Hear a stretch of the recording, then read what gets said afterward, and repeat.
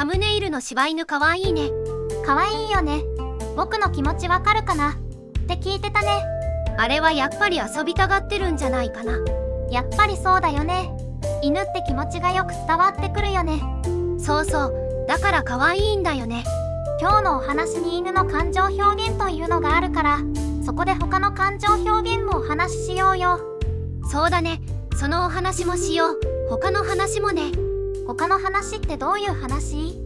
では、今回のタイトルを紹介するわね。今回のタイトルはこちらです。犬の感情表現、犬の記憶力、古代エジプトの犬、犬の神話と伝説、犬の医療での役割、最初の犬種、犬の家畜化の時期、犬の遺伝的多様性、犬の遺伝病、ポメラニアンの歴史。それではスタート。犬の感情表現。メルミちゃん、ポチが耳をピンと立てているのを見ると、いつも何かに集中してるみたい。そうね。ポチが耳を立てているのは、何かに興味を持っている時や、新しい音や匂いに気づいた時よ。でも、初めての人や場所で耳を立てている時は、少し緊張しているサインかもしれないわ。確かに、ポチが耳を倒している時は、感情がいろいろとあるみたいね。耳を後ろに倒している時は、ポチがリラックスしていたり、甘えたい時だと思う。でも、全身を小さくして耳も倒していると、不安や恐怖を感じているのかもしれないわ。ポチが目を見開いている時は、何かに集中している時かな。そうね。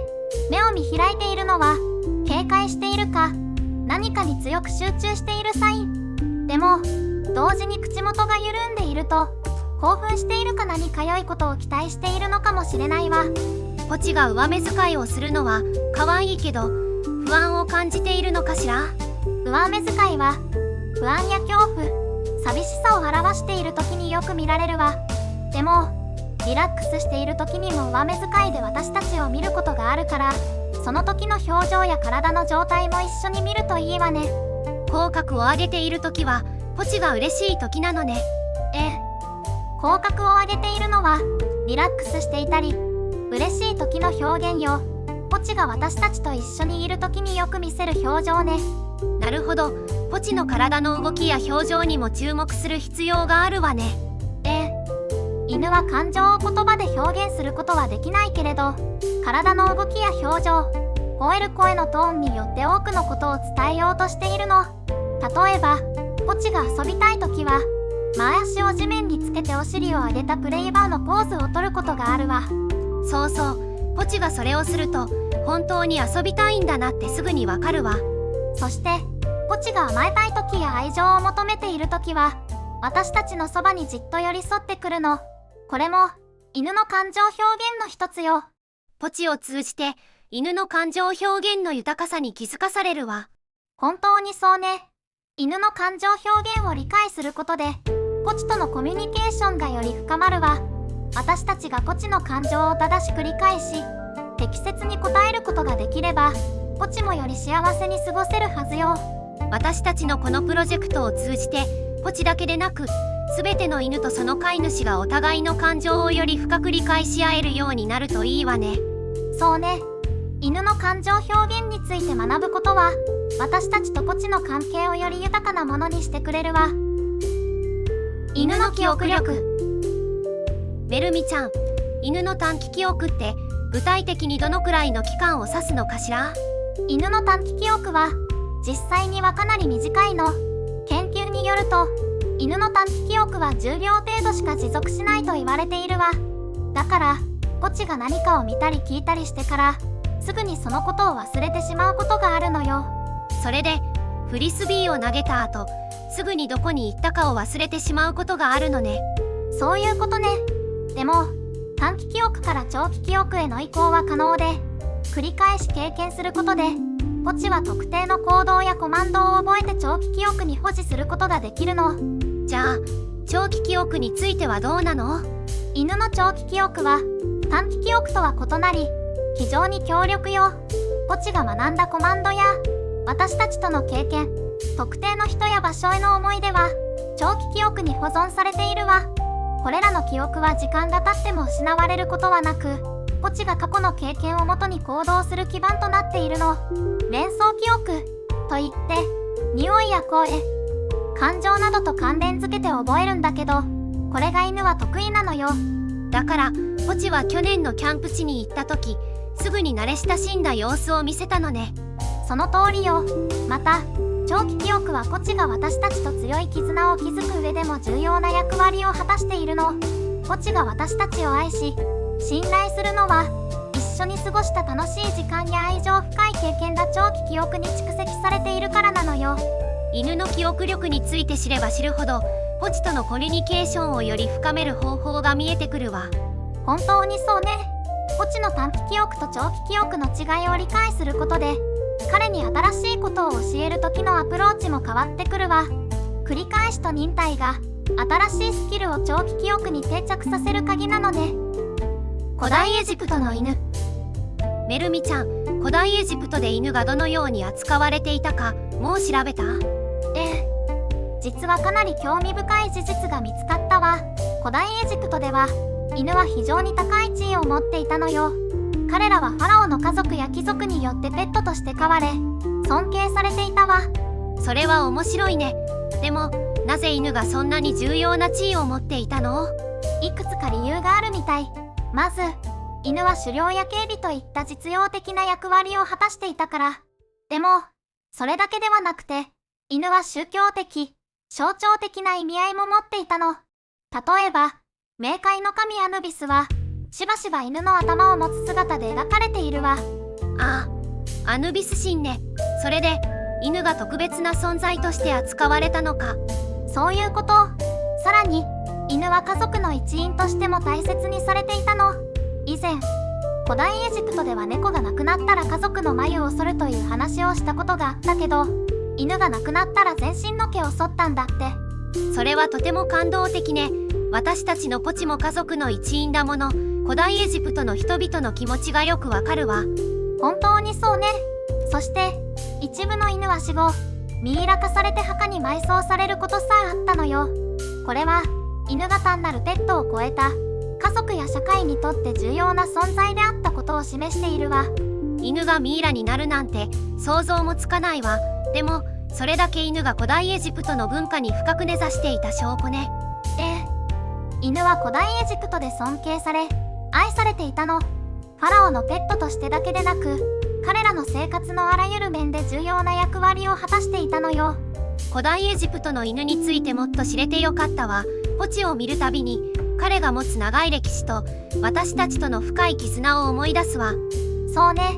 ポチも古代の犬たちと同じように私たちの生活に喜びと愛をもたらしてくれるわ。犬の神話と伝説。メルミちゃん、犬に関する神話や伝説って世界中にあるんだってね。どんな話があるの？そうなのよ。例えばギリシャ神話にはケルベロスという名前の3つ首の犬が登場するわ。ケルベロスは冥界の門を守る犬として知られていて、死者が生きる世界に戻ることを防ぐ役割を持っていたの。それは面白いね。でもちょっと怖いイメージもあるわ。確かにね。でも犬に関する神話や伝説は犬が人間の世界と精神世界をつなぐ重要な役割を果たしていることを示しているのよ。例えばエジプト神話にはアヌビス神がいるわ。アヌビス神はジャッカルの頭を持つ神で、死者の魂を冥界へ導く役割を持っていたの。アヌビス神ね。犬が守護者や案内人として描かれることが多いのは、彼らが忠実で頼りになる存在だからなのかしら。その通りよ。そして北欧神話にはフェンリルという狼が登場するわ。フェンリルはとても強力で神々さえも恐れる存在だったけど、犬や狼が古代から人間にとって重要な象徴であったことを示しているの。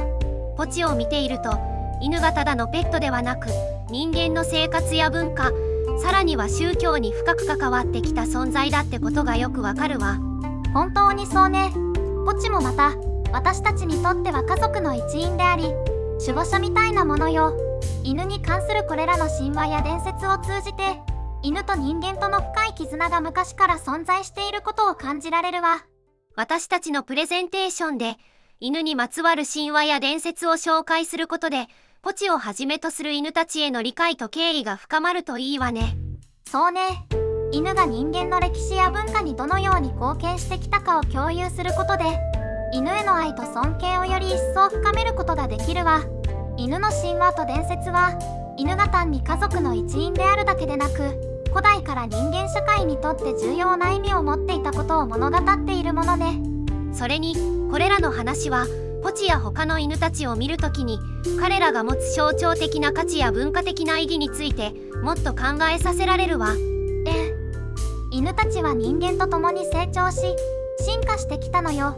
犬の神話と伝説を掘り下げることで、犬と人間との関係がどのように発展してきたか、その深いつながりを理解する手がかりになるわ。ポチを含め、全ての犬にはそれぞれ物語があるってことね。私たちのプレゼンテーションで、それらの物語を紹介して、犬たちがいかに特別な存在であるかを伝えられたら素敵ね。そうね。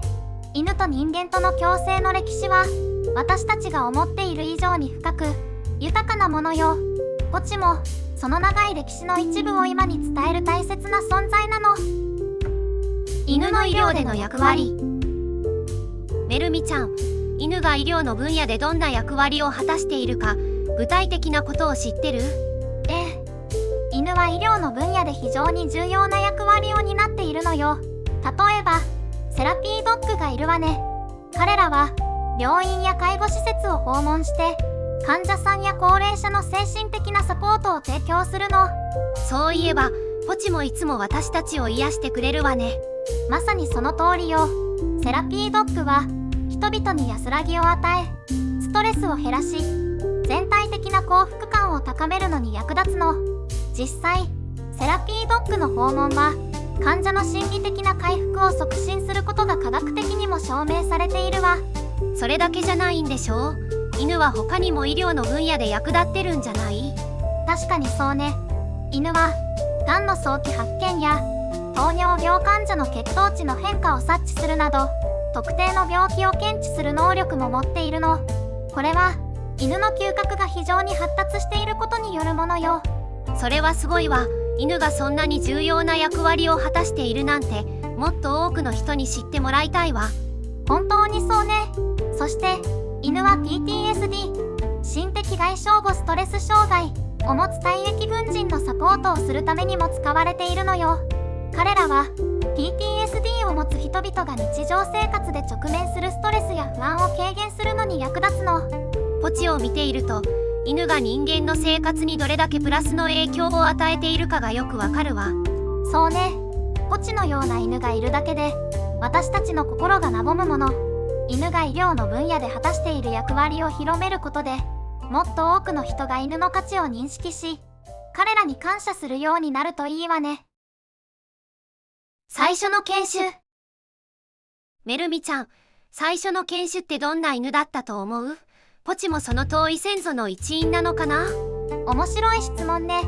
実は、最初の犬種については、多くの研究者がまだ完全には解明できていないの。でも、紀元前に存在していたとされる、サルーキやグレイハウンドに似た犬種が、最初の家畜化された犬種の一つと考えられているわ。サルーキやグレイハウンドか。それじゃあ、狩猟や速さを重視した犬種が最初に人間によって飼育されたってこと？そういうことになるわね。古代の人々は狩猟を生活の主要な食料源としていたから、狩猟に適した犬種が最初に家畜化されたのは自然な流れね。サルーキのような犬種は、その速さと狩猟能力で高く評価されていたのよ。メルミちゃん、サルーキとグレイハウンドってどちらも非常に古い犬種だけど、それぞれにどんな特徴があるの？そうね。まずサルーキについては、古代エジプト時代から存在していたとされているわ。サルーキは、その優雅な外見と驚異的な速さで知られている犬種よ。非常に長い足と細身の体を持ち、砂漠での狩猟に適した体型をしているの。砂漠での狩猟に適しているなんて、とても特化した犬種なんだね。本当よ。そして、サルーキは、視覚ハウンドとしても分類されるわ。つまり、獲物を視覚で捉え、その速さで追いかけることができるの。彼らは狩猟中、獲物の微妙な動きを見逃さず、長距離を高速で駆け抜けることができるのよ。それに比べてグレイハウンドはどうなの？グレイハウンドもまた非常に古い犬種で、速さと狩猟能力で知られているわ。彼らはサルーキと同様に長い足と細身の体を持ち、非常に高速で走ることができるの。実はグレイハウンドは陸上で最も速い犬種の一つとされていて、最高速度は時速約 72km にも達することがあるのよ。それは驚きだわ。そんなに速く走れるなんて。そしてグレイハウンドは非常に優れた視覚を持っているの。彼らは遠く離れた場所にいる獲物を見つけ出し、素早く捕らえることができるのよ。サルーキとグレイハウンド、どちらも人間と狩猟を共にするパートナーとして進化してきたんだね。その通りよ。両犬種ともに古代から人間と密接な関係を築いてきたわ。特に彼らの速さと狩猟能力は人間にとって非常に価値のある資源だったの。今日では競争やショーの分野でその美しさと能力が高く評価されているわ。ふむふむ、サルーキとグレイハウンドについてもっと知れてよかったわ。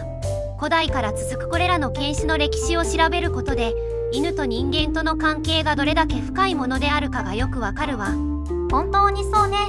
サルーキやグレイハウンドのような犬種を見ていると、人間の生活や文化において犬がどれだけ重要な役割を果たしてきたかが感じられるわ。それにこれらの犬種は単に狩猟に役立つだけでなく、人間にとっての忠実な友であり、精神的な支えにもなってきたのよ。確かにポチを見ていると、ただのペットではなく、長い歴史を通じて人間と共に生き進化してきたパートナーだって感じるもの。サルーキやグレイハウンドを通じてその歴史の一端に触れられることはすごく特別なことだわ。それにこれらの犬種について学ぶことで、現代の犬種がどのようにして形成され多様化してきたかの理解も深まるわ。サルーキやグレイハウンドの特徴が他の犬種にどのように影響を与えてきたかを知ることは、犬種の進化を理解する上で非常に重要なことよ。そうね。そしてこれらの古代犬種の特徴や歴史を知ることで、私たちがポチをどう扱い理解するか、彼との関係を深める方法にも影響を与えるわ。結局犬種の歴史を学ぶことは、私たち自身が犬とどのように関わっていくべきか、そのヒントを与えてくれるのね。サルーキやグレイハウンドのような犬種を尊重し、彼らの素晴らしさを称えることで、犬と人間との関係がさらに豊かなものになることを願っているわ。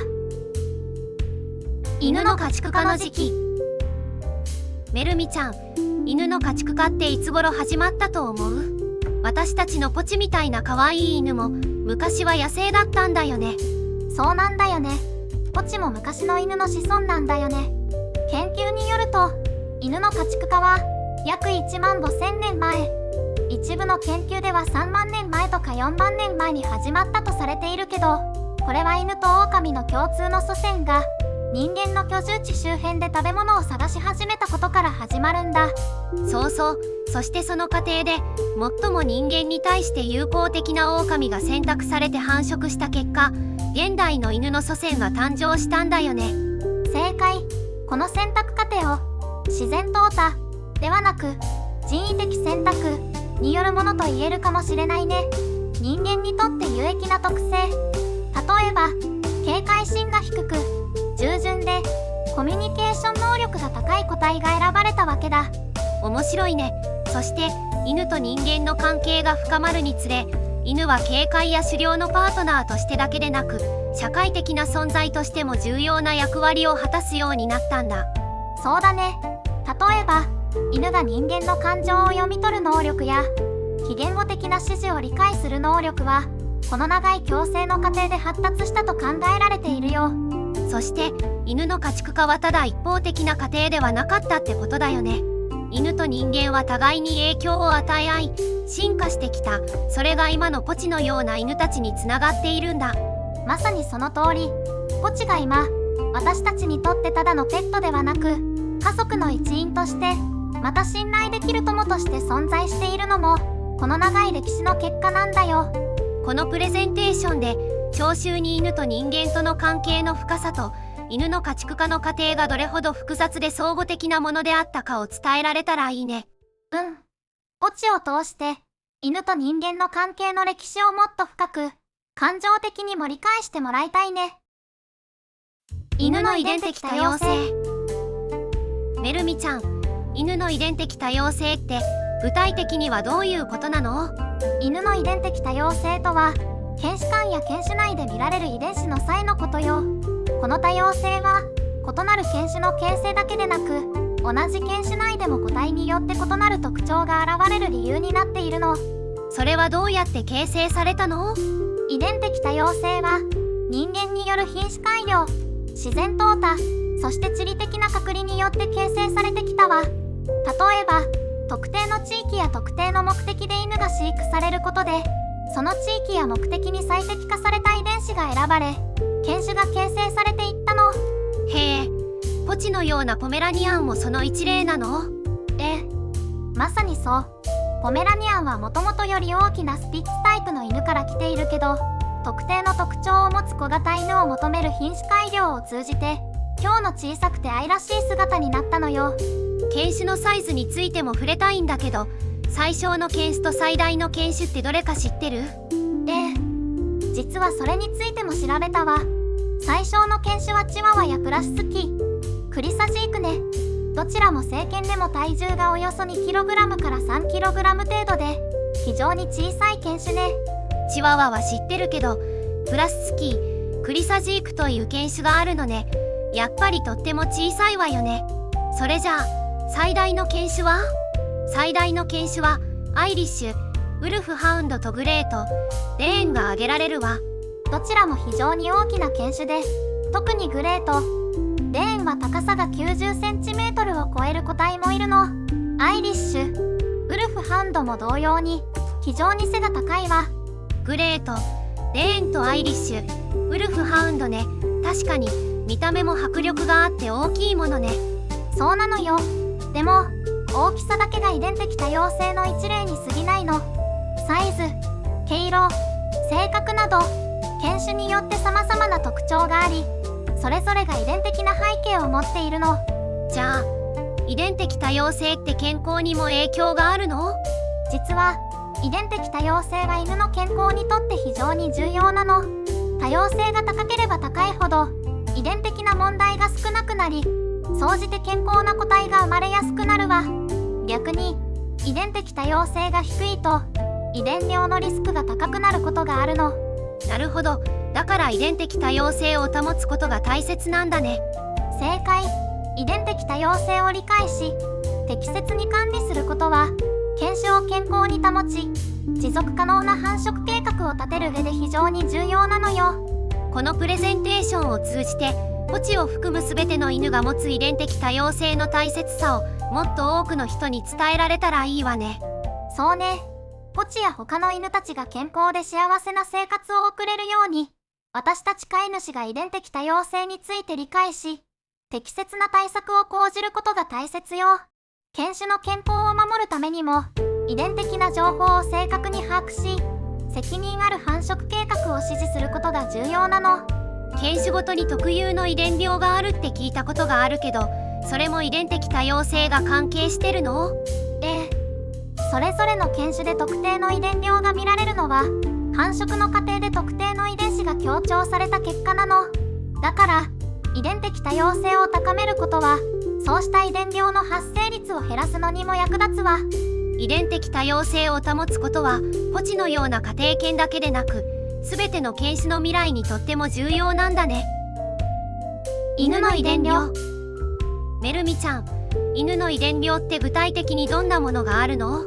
犬の遺伝病は犬種によって異なるけれど、例えば股関節形成不全、進行性網膜萎縮、心臓病などがあるわ。これらの遺伝病は犬種が形成される過程で強化された特定の遺伝子に関連していることが多いの。それじゃあ友達のところのチワワは特に注意すべき遺伝病があるってこと？そうね。チワワは僧帽弁閉鎖不全症という心臓の病気や室外骨脱臼が多いわね。だから健康には特に注意して定期的な健康診断を受けさせることが大切ね。遺伝病は予防することはできないの？完全に予防するのは難しいけれど、繁殖時に遺伝的スクリーニングを行い、健康問題のある個体を繁殖から外すことでリスクを減らすことはできるわ。それにポチのような愛犬の日常の健康管理をしっかりと行うことも重要よ。健康管理って具体的にはどんなことをすればいいの？適切な栄養と運動は基本ね。そして遺伝病に対する定期的な健康チェックも大切よ。獣医師と相談してポチがかかりやすい遺伝病について知り、必要な予防策を講じることが大切ね。ポチには長く健康でいてもらいたいものね。本当にそうね。ポチが健康で幸せな生活を送れるように、私たちができることをしっかりとやっていきたいわ。遺伝病についての知識もその一つよ。でも遺伝病について心配しすぎるのも良くないかもしれないわね。ポチが今健康であることが一番大切だもの。その通りよ。遺伝病に対する知識を持つことは大切だけど、それ以上にポチが日々楽しく健康に過ごせるようサポートすることが何よりも重要ね。良質の食事、適切な運動、そして何よりもたくさんの愛情を持って接することがポチの健康を守る鍵よ。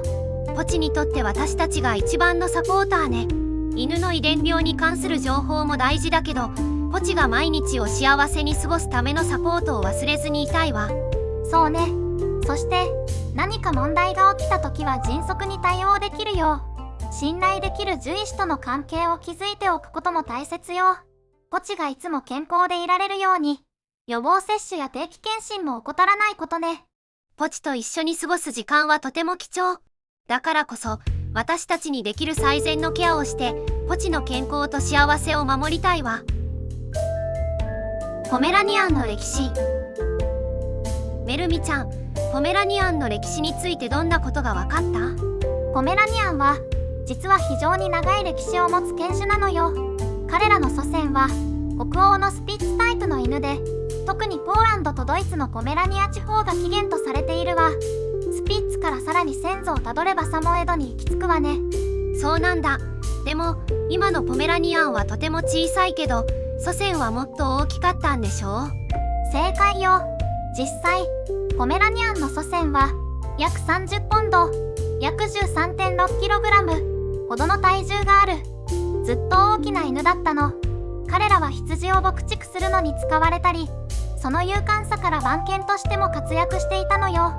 へえ、それからどうやって今日の小さなポメラニアンになったの？19世紀に入ると、特にイギリスで小型化の傾向が強まり、繁殖を通じて現在のような小さくて愛らしいポメラニアンが誕生したの。実はイギリスの女王ビクトリアがポメラニアンをとても愛していて、彼女が飼っていた小さなポメラニアンが人気となり、小型化が進んだのよ。女王ビクトリアの影響で人気が出たんだね。その通り。そしてポメラニアンはその後も世界中で愛されるようになって、特にその愛くるしい外見と人懐っこい性格で家庭犬として非常に人気のある犬種になったの。ポチを見ているとポメラニアンの魅力がよくわかるわ。彼らは本当に家族の一員としてぴったりね。本当にそうね。ポメラニアンの歴史を振り返ることで、彼らがただ可愛いだけでなく、長い歴史の中で人々と共に生きてきた犬種であることを改めて感じるわ。この研究を通じてポメラニアンともっと深くつながることができそうね。ポチも喜ぶわね。そうね。ポチもきっと私たちの話を聞いて自分のルーツに誇りを持っているかもしれないわね。確かにポメラニアンのような犬種がどのようにして今日の姿に進化してきたのかを知ることは、彼らをもっと深く理解する上で本当に価値があるわ。そしてポメラニアンの歴史を学ぶことで、彼らが単なる可愛いペットではなく、長い間人間の生活の一部として大切にされてきた存在であることを思い出させてくれるわ。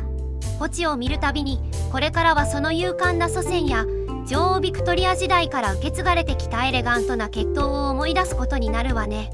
そうね。私たちの愛するポチを含むポメラニアン一匹一匹が、その小さな体に豊かな歴史と文化を宿しているのよ。このプロジェクトを通じてポメラニアンの魅力をもっと多くの人に伝えられたら嬉しいわ。今回はここまでです。ご視聴ありがとうございました。次回作も犬をテーマにする予定です。チャンネル登録よろしくお願いします。